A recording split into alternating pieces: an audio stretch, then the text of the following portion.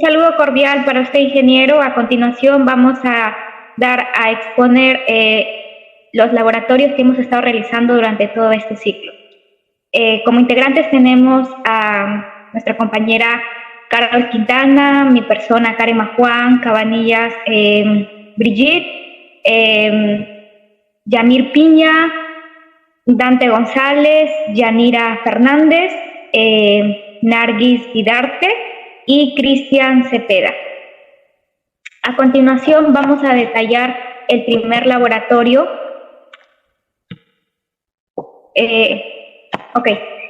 A continuación detallaremos el primer laboratorio, donde como inducción el ingeniero primero nos brindó algunas definiciones de las palabras más importantes, como por ejemplo peligro, accidentes, lo que tiene que ver con incidentes, accidentes, emergencias y residuos RAE. Estas definiciones nos ayudan a tener un poco más claro a qué es lo que nosotros debemos tener en cuenta antes de poder ingresar al laboratorio. Asimismo también, siguiente por favor. Asimismo también nos brindó cuáles son los equipos de seguridad, cuáles son las normas de acceso para ingresar al laboratorio. En este caso, el ingeniero enfatizó mucho acerca del botiquín de primeros auxilios, también en las luces de emergencia, en los detectores de humo y también en los equipos de protección. En este caso, el extintor. El ingeniero se expandió aquí en este punto e indicó que es de suma importancia saber manejar un extintor, ya que nos va a prevenir de muchos accidentes y poder reaccionar de una manera asertiva ante alguno de ellos. Por otra parte, también nos indicó acerca de las actuaciones en caso de accidentes o incidentes que pueden ocurrir dentro del laboratorio. En este caso, habían preparado como tipo un manual para estar atentos ante alguna emergencia. Por ejemplo, si el accidente ocurre dentro de las aulas del laboratorio, es importante que lo más cercano es acudir al botiquín de primeros auxilios. Debe seguirse el plan de seguridad y evacuación de manejo de emergencias en caso un sismo o un temblor. Y por otra parte también es importante mantener la calma y evitar aglomerarse en las zonas donde son de acceso. Por otra parte, también indicó qué hacer en caso de un incendio o de un sismo. En este caso, ¿quién es el encargado de hacer la evacuación ante un sismo programado por la universidad? Es el ingeniero, el cual está a cargo de todos nosotros, y él indica qué se debe hacer ante ello, ¿no? Por ejemplo, al momento de sonar la alarma, todos deben salir inmediatamente en orden y tomando las precauciones correctas. Por otra parte, la evacuación tiene que desarrollarse con una rapidez lo más posible que sea, manteniendo la calma, sin estar empujándose, ni estar gritándose, ni estar jugueteando, ya que esto nos prepara ante un sismo que puede ocurrir en cualquier momento. Al momento de salir del laboratorio es importante que todos apaguen sus máquinas que han estado utilizando y poder dejar todo en orden. En caso... Bien, por otra parte, también habló acerca de layout, que viene a ser la cartilla, ¿no? El documento donde está plasmado cuáles son las zonas en las cuales nosotros podemos refugiarnos ante alguna emergencia. Por ejemplo, también se detalló el lugar donde está la zona de las máquinas, donde están los extintores ubicados, donde está el botiquín ubicado, cuáles son las reglas de primeros auxilios. También enfatizó en la guía de primeros auxilios, ¿no? Qué color de los contenedores para poder estar atentos, la matriz IPER, la guía de protocolos de seguridad. Y para concluir la semana o el laboratorio 01, también desarrollamos un ejercicio, ¿no? Y en este ejercicio pudimos utilizar las herramientas como, por ejemplo, la herramienta de resistencia, la fuente gráfica, el amperímetro y el diodo. En este caso, en el primer ejemplo, lo que se realizó es tipo una simulación de cómo la electricidad podría generarse. En este caso, el ingeniero enfatizó que cuando el diodo está al sentido de la corriente, en este caso este está funcionando correctamente y por lo tanto se produce energía. Pero si lo colocamos al diodo de una manera contraria, la corriente no va a funcionar, por ende sería igual a cero. A continuación, mi compañera va a seguir explicando el laboratorio número 2.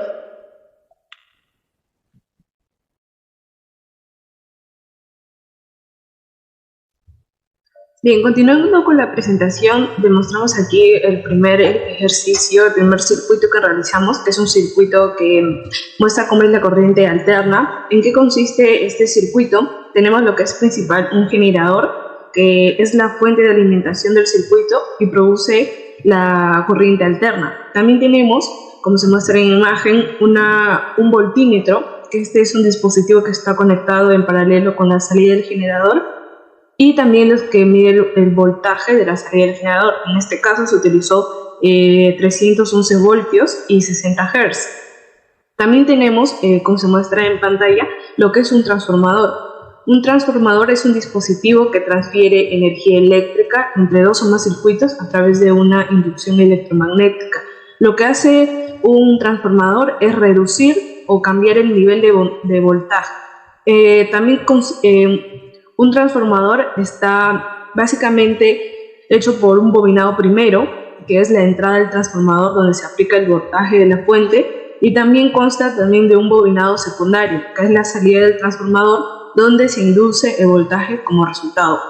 En conclusión, este circuito demuestra cómo los transformadores pueden ser utilizados para cambiar los niveles de voltaje en un sistema de energía de corriente.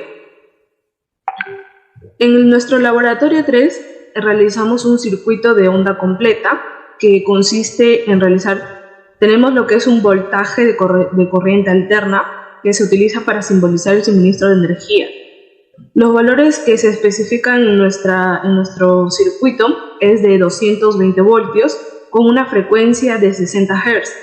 También está lo que es un transformador, que la primera que consta de corriente alterna, como se puede ser de 200 VRMS, y también tenemos lo que son la rectificación, que son los diodos, después del transformador, que están conectados todos en paralelo, y también consta de un condensador, que es el símbolo de C1, y que está conectado a la salida de los rectificadores. También tenemos lo que son la resistencia, que es R1, y la resistencia consta de 1 kiloohmio, representa la carga del circuito y es donde se utiliza la energía de la fuente de alimentación.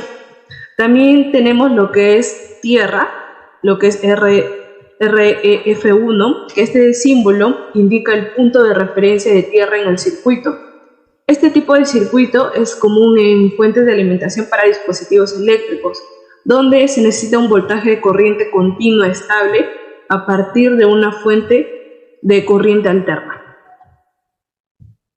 Siguiendo con el siguiente laboratorio.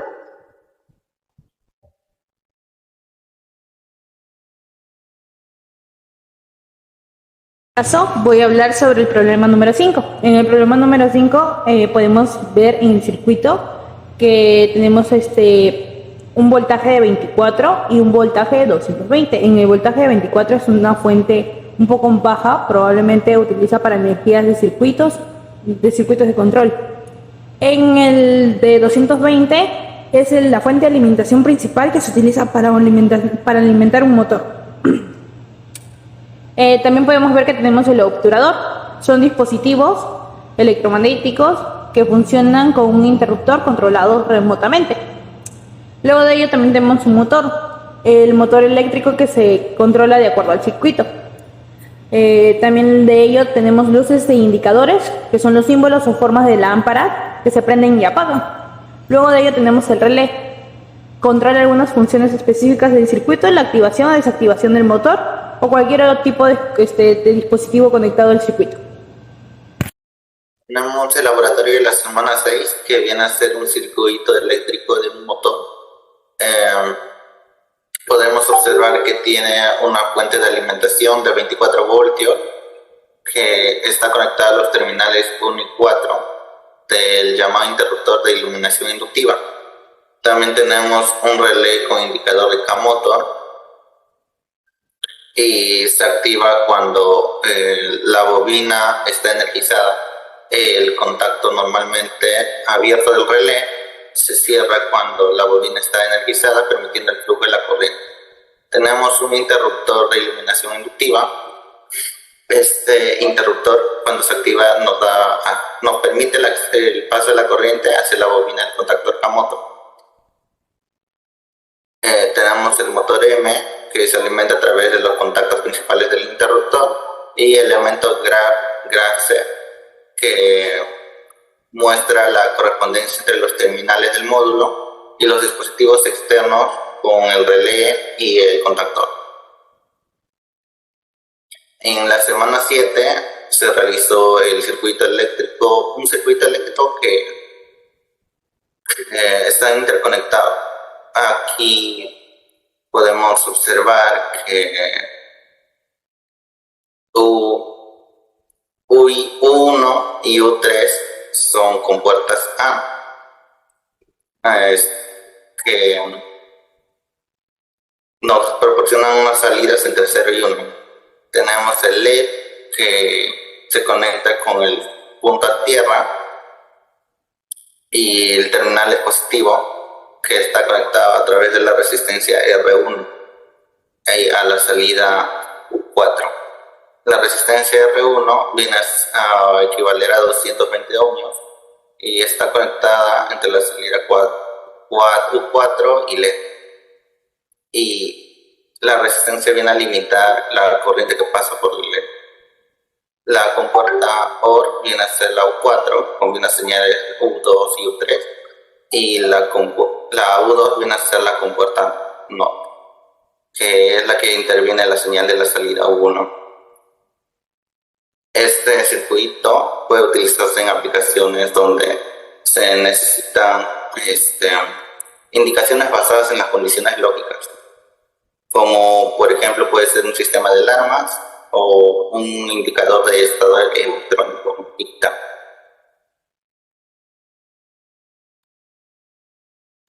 A continuación les hablaré sobre el laboratorio número 9. Este es un circuito eléctrico el cual consiste en una serie de componentes electrónicos interconectados. Les daré una breve descripción de sus componentes. Empecemos con tecnología digital, donde se le pone una fuente de 24 voltios y una de 0 voltios. Se necesitará 3 interruptores, los cuales se conectarán en un enlace de los 24 voltios con uno de los puntos del módulo. El interruptor ABC. Este interruptor es casi igual a los demás, solo que cuando este se presiona se quedará enclavado dejando pasar la corriente. También tenemos el indicador luminoso. Los símbolos que conforman de la lámpara son probablemente luces indicadoras que muestran el estado de los contactores, ya sea encendido o apagado. Tenemos la compuerta AND. Esta operación indica que los elementos se encuentran en serie. La compuerta OR, por su lado, indica que los elementos se encuentran en paralelo. Este cilindro de simple efecto es el vástago de un cilindro de simple efecto, se desplaza hacia la posición final delantera al aplicar aire comprimido. Cuando se descarga el aire comprimido, el émbolo regresa a su posición de partida por efecto de un muelle. Tenemos también la fuente de alimentación neumática. Es una bomba de desplazamiento positiva que es accionada por aire a presión. También tenemos la válvula de 3N. Esta es una válvula de vías con 3 conexiones que debe ser adaptada según su cuerpo de válvula y sus tipos de accionamiento. En este ejercicio configuramos la válvula para que sea manual eléctrica y con reposición de muelle. También tenemos solenoide. El solenoide de válvula conmuta la válvula. Se acopla mediante la ayuda de una etiqueta el solenoide de válvula con la correspondiente electroválvula que activa. A continuación hablaré sobre el circuito eléctrico número 10. Este circuito eléctrico consiste también en una serie de componentes electrónicos interconectados. Les daré una breve descripción. Tenemos el pulsador obturador A1B1. Este es un operador eléctrico que cuando se oprime permite el paso de la corriente eléctrica. Cuando se deja de oprimir, lo interrumpe. También tenemos el pulsador franqueador A0B0. Este pulsador se abre cuando se acciona y se cierra inmediatamente cuando se suelta. Tenemos el pulsador AB. Los obturadores de su posición inicial se encuentran abiertos y cuando se activan, se cierran para permitir el paso de corriente. Tenemos el relé con indicador AB. Este relé tiene un indicador luminoso y se activa cuando su bobina, ya sean los terminales A1 y A2, está energizada. El contacto normalmente abierto del relé se cierra cuando la bobina está energizada, emitiendo el flujo de corriente. Tenemos la 24 voltios. Bueno, esta es una fuente de bajo voltaje, se utiliza para energizar los circuitos de control, incluyendo las bobinas de los relés. Tenemos la compuerta A and B. Esta operación indica que los pulsadores se encuentran en serie. Tenemos la compuerta A or B. Esta operación indica que los pulsadores se encuentran en paralelo. Tenemos la compuerta NOT A. Esta compuerta solo tiene una entrada y una salida, y esta actúa como inversor del elemento A. Indicador luminoso. Como ya mencionamos, los símbolos en formas de lámpara son probablemente luces indicadoras que se muestran el estado de los contactores, encendido o apagado. También tenemos franqueador. Los franqueadores funcionan al contrario, los anteriores ya mencionados, permanecen cerrados hasta que se les da la orden de abrirse.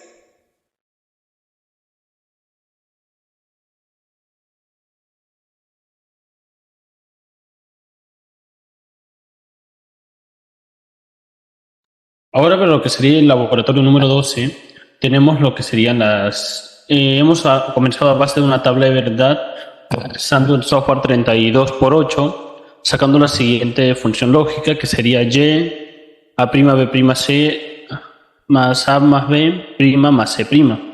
Esto concluye en lo que sería un circuito de enganche, como se puede apreciar en la imagen. Mediante esto tenemos que se tiene que cumplir la condición que si uno está encendido, los demás estén apagados, te tiene que dar como valor de verdad que la respuesta sí está encendida. De igual manera, esto lo podemos hacer para comprobar que lo que sería la tabla de verdad es correcta. Para hacer estas simulaciones hemos utilizado el KDSIMU y se puede apreciar así como se ve en la imagen, que el circuito está en color rojo, significa que está encendido, y en la parte azul significa que es valor lo que sería 1 en la tabla de verdad.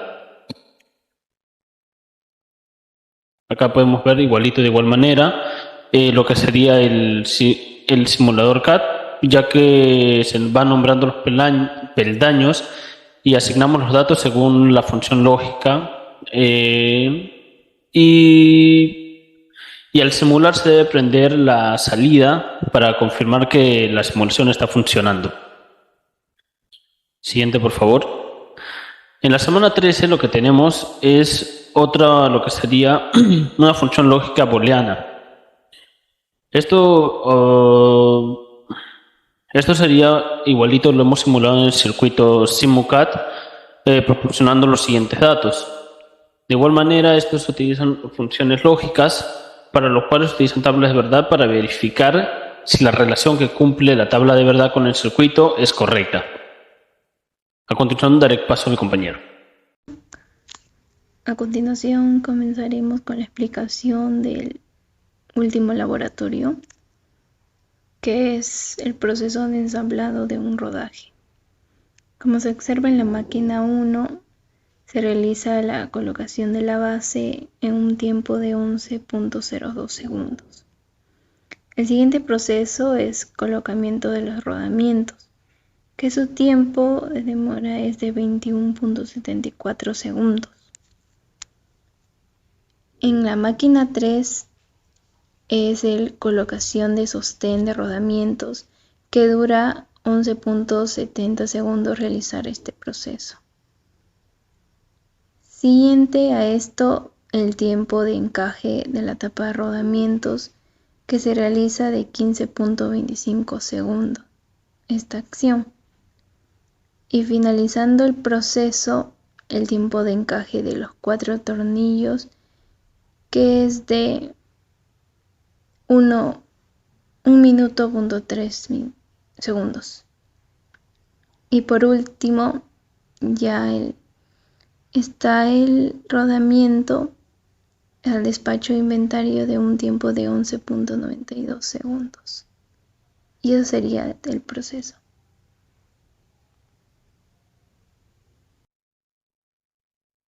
Muchas gracias. Eso sería todo.